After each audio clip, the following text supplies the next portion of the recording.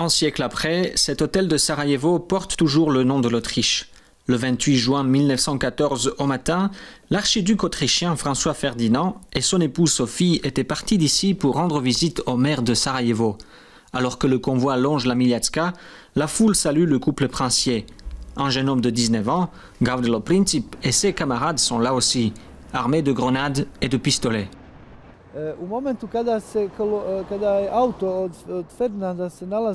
Au moment où la voiture de Ferdinand se trouvait au niveau de ce pont, au bout, un des assaillants a lancé la grenade. Il a raté la voiture de François Ferdinand et la grenade a explosé près de la voiture, avec des officiers de l'armée austro-hongroise qui étaient derrière. Malgré ce premier attentat, le convoi poursuit son chemin vers l'hôtel de ville où l'archiduc rencontre le maire. Quand il repartira, François Ferdinand sera la victime d'une erreur fatale. Le convoi se trompera de rue et reculera.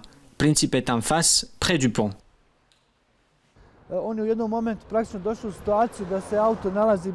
Les circonstances ont voulu que la voiture se positionne littéralement à 1,5 mètre devant lui, ce qui a fait qu'il a commis l'attentat sans problème, vu cette proximité. 100 ans après, le débat est loin d'être clos sur Princip et complice. Terroristes pour les uns, jeunes patriotes idéalistes pour les autres, qui rêvaient d'un pays commun pour tous les Slaves du Sud, indépendamment de leur religion ou de leur appartenance ethnique. Tous ces débats idéologiques sont les bienvenus pour nous. Plus il y en a, mieux c'est pour nos affaires. Notre seul objectif a été de faire quelque chose pour que Sarajevo soit connu dans le monde.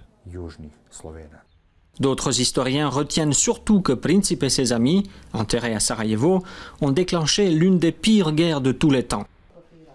Loin de ces débats, Emela Burjovic, elle, a choisi de capitaliser sur le filon de l'histoire.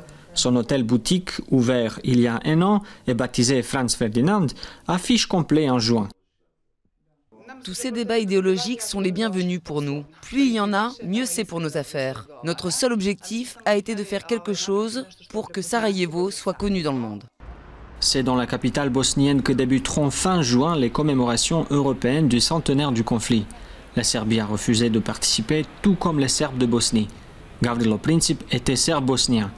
Les plaies ne sont toujours pas refermées.